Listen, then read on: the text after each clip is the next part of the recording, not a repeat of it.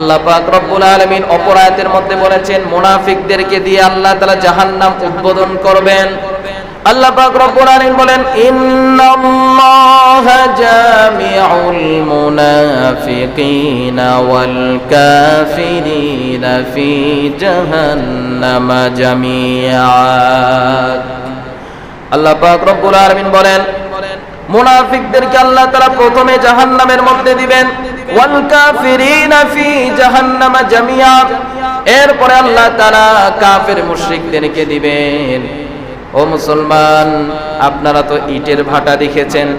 ইটের ভাটার মধ্যে যেই সমস্ত ইট আগে দেয়া হয় ওই সমস্ত ইট কিন্তু সবথেকে বেশি পড়ে।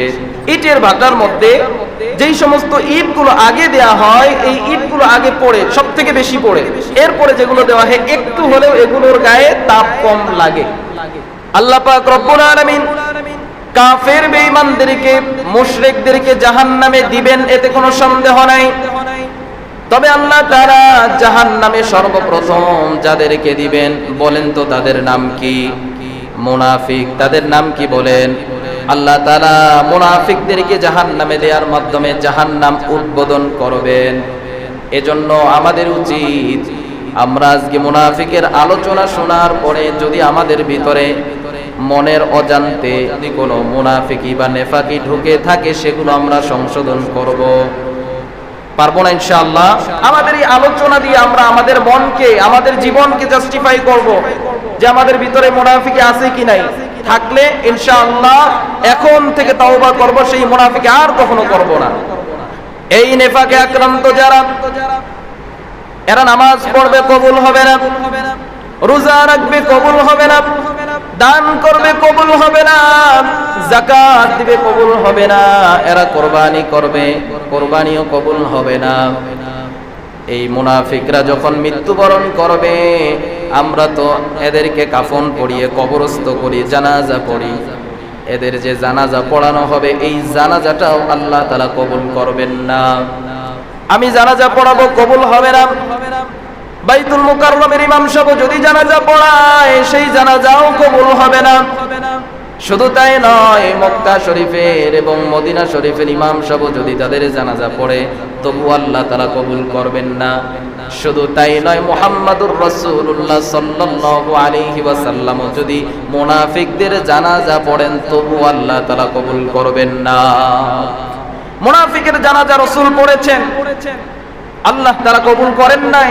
মুনাফিকের জানাজা রাসূল পড়েছেন, আল্লাহ তাআলা বলেছেন নবী আপনি একবার না 70 বারও যদি মুনাফিকের জানাজা পড়েন আমি আল্লাহ তাআলা কবুল করব না। মুনাফিকদেরকে আপনি চিনবেন না। মুনাফিকরা থাকে মুসলমানদের ভিতরে, মুনাফিক কাফের বেঈমানদের ভিতরে থাকে না। মুসলমানদের ভিতরে থাকার কারণে মুনাফিকদেরকে চেনা যায় না। স্বয়ং আল্লাহর নবী বিশ্ব নবী মুহাম্মদুর রাসূলুল্লাহ মুনাফিকদেরকে চিনতেন না, যার কারণে রাসূল সাল্লাল্লাহু আলাইহি ওয়াসাল্লাম যাকে সবথেকে বেশি ভালোবাসতেন, যাদেরকে সবথেকে বেশি ভালোবাসতেন এদের মধ্যে থেকে একজন ছিল মুনাফিক। তার নাম হলো আব্দুল্লাহ ইবনে উবাই।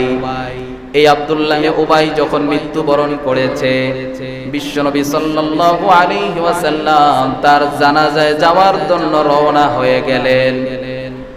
হযরত ওমর ফারুক রাদিয়াল্লাহু তাআলা আনহু বললেন, ইয়া রাসূলুল্লাহ, এই আব্দুল্লাহ ইবনে উবাই ইসলামের মুসলমানদের অনেক ক্ষতি করেছে, আপনি তার জানাজায় যাবেন না।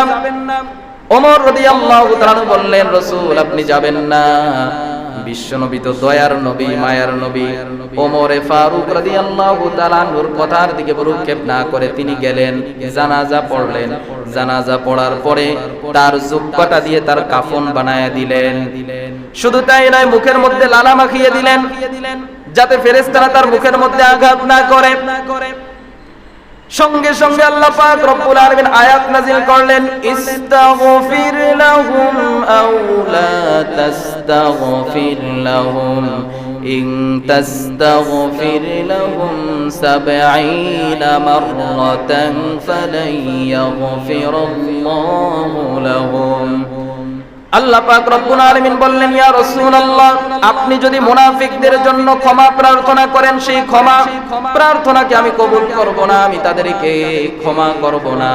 আপনি যদি তাদের জানাজা একবার নয়, দুইবার নয়, যদি ৭০ মাররাতান ৭০ বারও যদি আপনি তাদের জানাজা পড়েন, আমি আল্লাহ তাআলা মুনাফিকদের জানাজা কবুল করব না।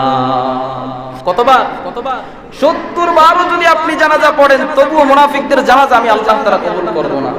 কত বড় কথা আল্লাহর নবীকে বললেন। এর পরের আয়াতে আল্লাহ তাআলা বলছেন, ওয়ালা তাকুম আলা কবরি রাসূল, আপনি মুনাফিকদের জানাজা পড়া তো দূরের কথা, আপনি তাদের কবরের কাছেও যাবেন না। মুনাফিক এত বড় একটা ভাইরাস, এত বড় ভয়ঙ্কর বিষয়, যে ব্যক্তি করবে সে ঈমান থেকে খারিজ হয়ে যাবে।